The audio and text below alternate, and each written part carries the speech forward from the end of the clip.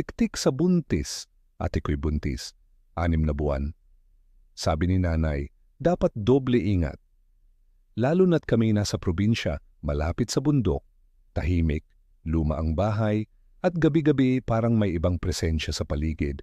Akala ko kwento lang. Hanggang sa marinig ko ang una niyang tunog. Tik, tik, tik. Umuwi kami ni ate sa probinsya matapos siyang ipagbawal ng doktor sa trabaho. High risk daw ang pagbubuntis. Si nanay ang nag-alok na mag-alaga sa kanya. Ako naman, bakasyon mula sa online classes. Ang bahay namin ay luma na, nasa gitna ng palayan, malapit sa gubat. May balon sa likod. Walang kapitbahay malapit. Perfect na sana para sa katahimikan. Kung hindi lang ganoon, kakasindak ang gabi. Bago pa lang kami dumating, may bilin na agad si nanay.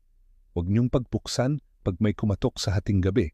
Pag may narinig kayo sa bubong, huwag niyo ring pansinin. Lalo na't 6 na buwan na ang tiyan ng ate mo. Sabi ni nanay, nasa edad ng panggigiyera ang sanggol sa sinapupunan. Diyan daw nagiging agresibo ang mga tiktik. Nilalang daw sila na katulad ng aswang pero mas malapit, mas matalino at mas gutom sa laman ng bata sa loob. Ang unang gabi, tahimik. Ikalawa, maingay ang mga aso. Parang may kinakatok sa bubong. Pero nung ikatlong gabi, diyan ko narinig ang tunog. Tik, tik, tik. Hindi siya parang daga. Hindi rin parang hayop. Parang dila. Mahaba, hinihigop ang hangin, galing sa labas papunta sa bubong. Nagising ako sa tunog, tahimik ang paligid. Pero yung mga aso, umiiyak na parang may naaamoy na hindi tao. Sumilip ako sa bintana, may anino sa bubong. Payat, mahaba ang leeg at may mga pakpak. Nakayuko siya, nakatapat sa kwarto ni ate.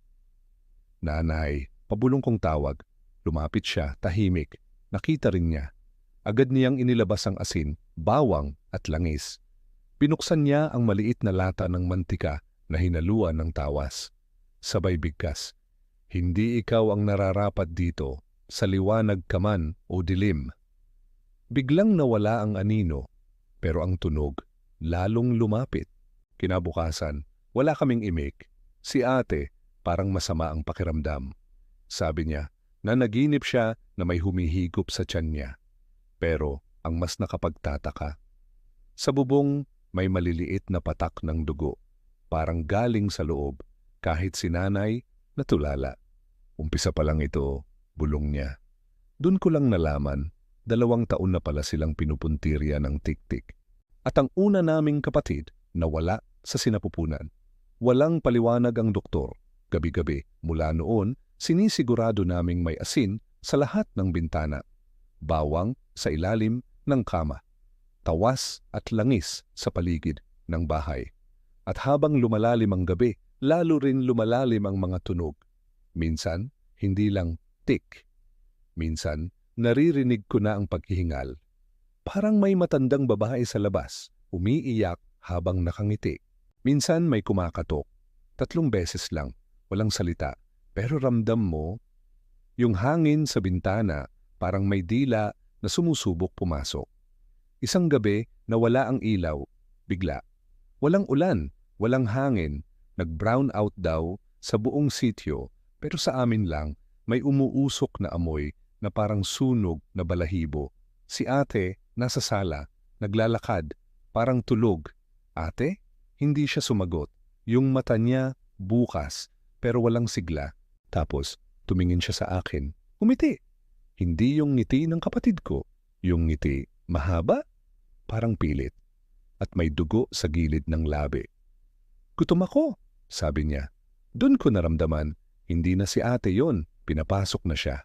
Sinigawan ko si nanay. Hinampas niya si ate ng telang may asin at langis. Umiyak si ate, tumingin sa amin, naluha, tapos biglang nangisay. Habang hawak siya ni nanay, may sumalubong sa amin mula sa labas.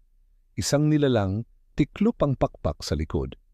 Pero mahaba ang katawan, parang tao na payat na may balat na parang pinatuyo sa araw. Ibalik mo siya, sabi ng nilalang. Bumukas ang pinto ng kusa. Bumagsak ang asin sa gilid ng bintana. Napunit ang telang may langis at si ate biglang tumayo. Lalabas na sana siya pero hinarang ko. Lumaban ako. Hindi ko alam kung paano, hinampas ko lang siya ng rosaryo ni Lola. Sumigaw si ate. Sumigaw rin ang nilalang. Parang konektado sila. Si nanay kumuha ng lumang posas. Ikinadena niya si ate habang umiiyak ito. Dumaan ang gabi sa gitna ng iyakan, sigawan at dasal. Pag umaga, natulog si ate ng mahimbing, parang wala siyang maalala. Pero may marka na sa tiyan niya, isang matulis na hiwa na parang sinimulan ng buksan. Ipinadala namin si ate sa ospital sa bayan. Doon siya nanganak, laking pasalamat namin. Buhay ang bata. Pero gabi-gabi, bago kami matulog, nilalagyan pa rin ni nanay ng asin ang bintana. May bote ng bawang sa kusina. At sa may bubong, nakapako pa rin ang krus. Kasi sabi ni nanay, hindi yan umaalis. Nag-aantay lang yan ng susunod na buntis. Ng susunod na gabi. At kahit ngayon, tuwing madaling araw, minsan naririnig ko pa rin,